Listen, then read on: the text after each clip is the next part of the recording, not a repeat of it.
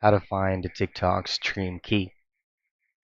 Now, specifically, there's two actual options or two methods or two ways in getting your TikTok stream key.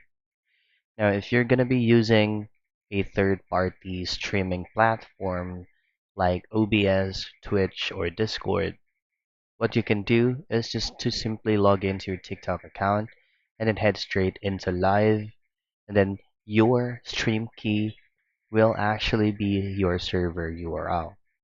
Just simply copy it on your live dashboard before going in live, and then just simply paste it in your OBS studio.